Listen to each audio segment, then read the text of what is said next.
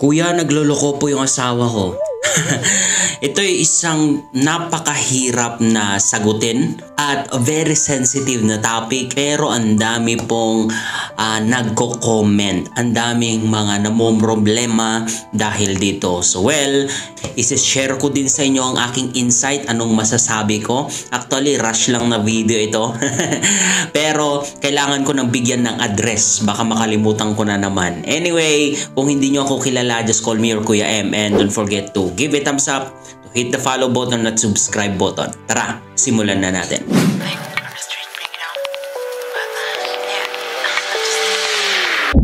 Anyway, kung gusto nyo bumili ng aming mga paninda sa aming Shopee store, i-check nyo lang po yung sa description box or sa comment section para sa aming Shopee store link. Ayan, sinisigurado ko po ang magandang quality ng mga t-shirt. Pagpatuloy na natin. Kung boyfriend mo pa lang yan at palaging nagluloko, I am advising you na itapon mo na. Ibasura mo na po yan. Parang awa mo na. You're just wasting your time. Hindi po porke gwapo or feeling mo mahal na mahal mo na siya kasi palagi mo siyang naiisip or nababaliw ka sa kanya. Look, alam mo kasi, kaya very attractive sa inyong mga babae ang lalaki na manloloko. Dahil una, sweet yan. Dahil sa madiskarte yan, of course. And dahil sa kulang ang binibigay niya na oras sa'yo. Remember, lagi kong sinasabi sa inyo na kung kulang ang binibigay mong oras, mas lalo kang hahabulin. Lalong-lalo na kung madiskarte ang lalaki na yan. Okay? So, kung jowa mo pa lang, kung boyfriend mo pa lang yan, may advice you, itapon mo na. Huwag ka nang umasa na magbago siya, huwag ka nang aasa na magbago pa siya. Kung talagang gusto niyang magbago, kung binasura mo siya, ayusin niya yung sarili niya, tsaka siya babalik sa'yo. Pero kung umaasa ka na nasa relationship kayo magbabago, you're just wasting your time. Pero ang bibigyan natin ng address sa video na ito ay ang mag-asawa. Paano kapag kasal na kayo? Paano kapag may anak na kayo? Ito ay napakahirap na situation, pero kailangan mo naman na harapin. Kailangan mo naman ng proper na approach na dapat mong gawin or guide. Okay? So, hindi ko masasabi na perfect itong insight ko, itong ma-share ko sa inyo, pero I know na mas makatulong kung hindi mo pa alam kung ano yung dapat mong gawin or kung naliligaw ka pa lang, nalilito ka or hindi ka pa mapakali kung ano talagang dapat mong gawin. Okay? First and foremost, maging accountable ka. Kasi ganito, kapag isang beses na nagloko yung lalaki na yan tapos inayos niya,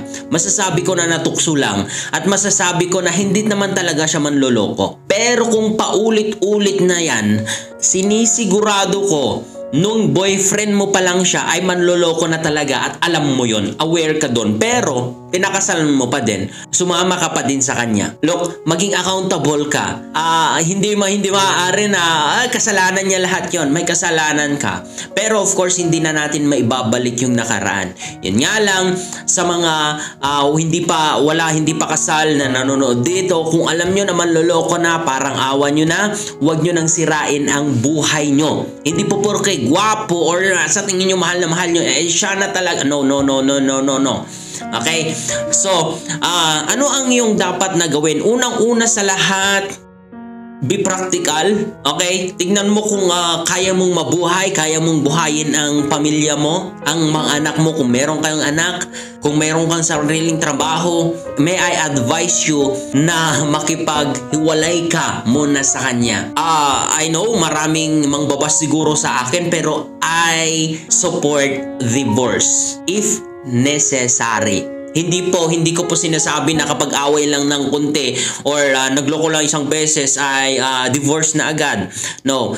Pero kung paulit-ulit na at sobrang toxic at ikaw na ang kawawa talaga, lalong-lalo na kung binubugbog ka, sinasaktan ka, ikaw ang talagang kawawa, then dyan ko masasabi na necessary ang divorce. Pero of course, walang divorce sa Pilipinas and ang hirap. So, ang gagawin mo ngayon ay makipaghiwalay ka sa kanya. Separation. Why? Dahil the more ka na involved sa kanyang buhay at ganyan yung ginagawa niya, affected ka ng sobra. Hindi ko sinasabing hindi ka affected kapag maghiwalay na kayo, pero at least hindi mo na nakikita, or at least hindi mo palaging nakakasama, at nakakatulong yung space para at least mais yung sakit na nararamdaman mo, or indyan ka makapag-isip-isip kasi wala ka nang pakialam kahit anong gawin niya pa, di ba?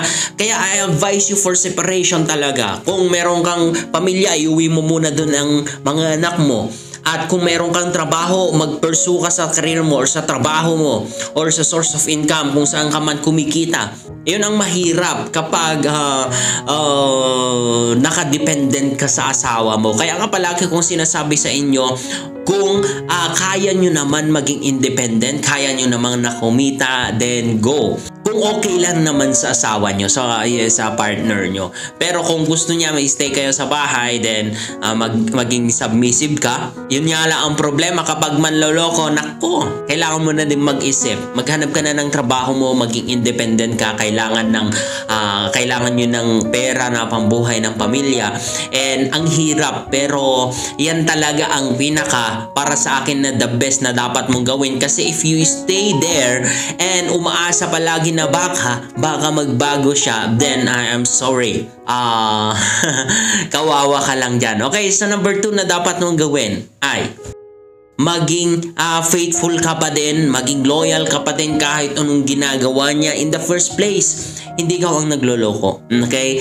And maging mabait ka, maging mabuti ka pa din kung kailangan niya ng kausapin mo. Pero kung niyayaya ka na uwi na sa bahay niyo at alam mo na hindi naman siya nagbago, wag muna. Okay, hindi ko sinasabi na i-block mo lahat ng communication nyo. Hindi ko sinasabi na hindi mo na siya pansinin.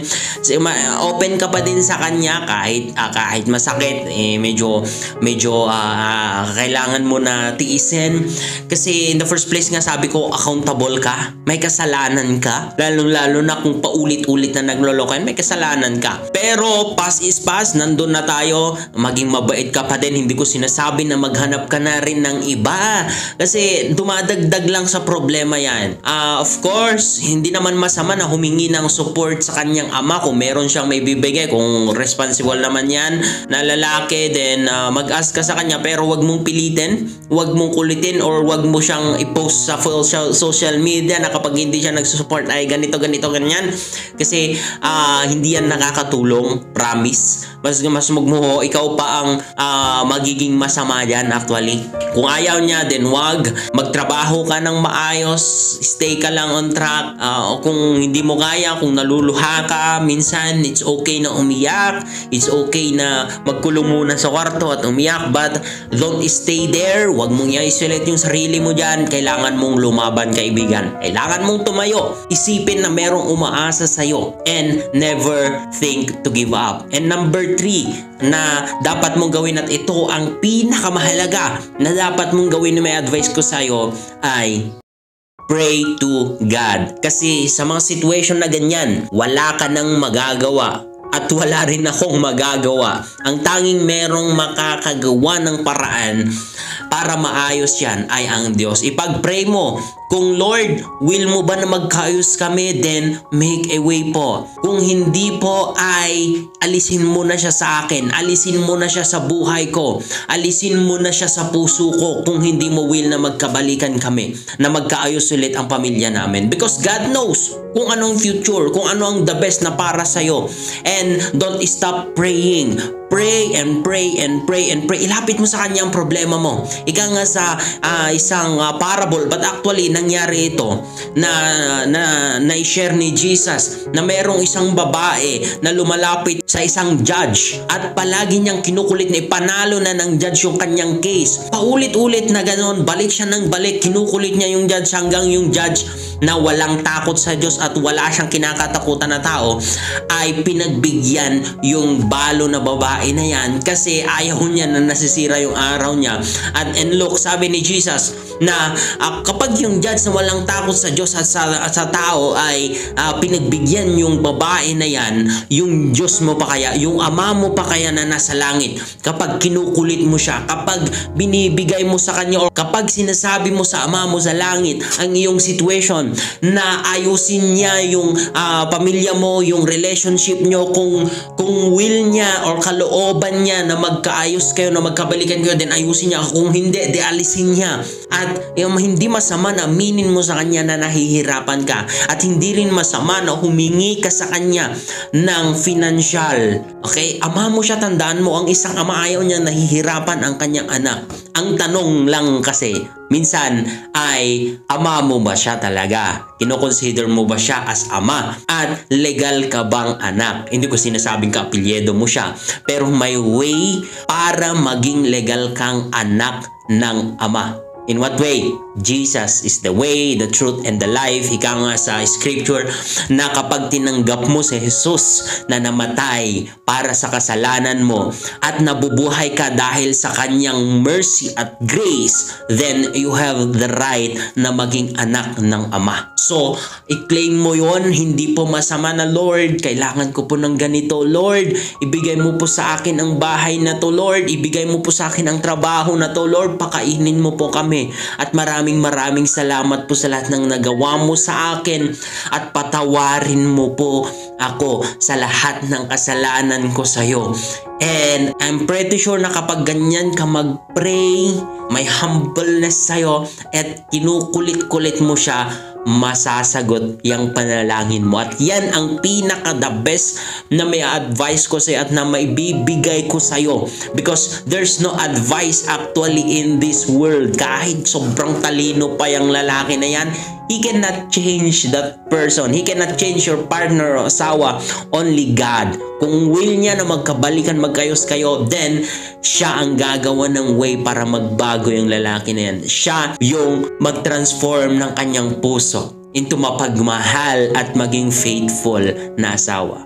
Okay? So, ayan lang po ang aking may advice sa inyo sa video na ito. Trust Him. Trust Jesus. Okay? So, maraming salamat. Ingat mo kayo palagi and God bless po. Bye-bye.